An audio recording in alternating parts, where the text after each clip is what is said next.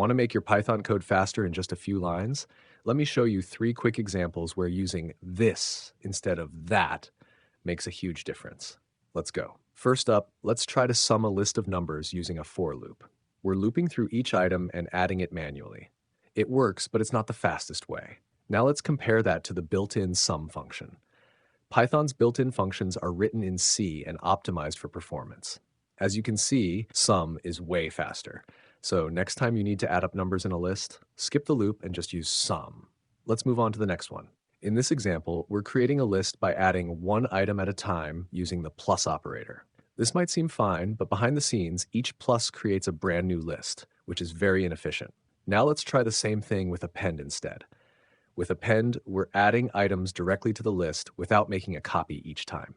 And just like that, we save a ton of time. So remember, if you're building a list, use append, not plus. All right, let's look at the third and final example. Let's say we want to convert a list of numbers into strings.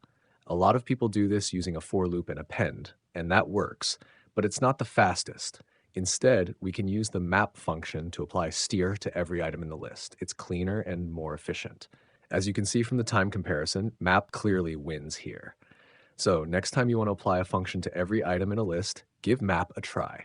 That's it. 3 simple changes. Much faster Python. Like, share, and use these tricks in your next project. Catch you in the next one.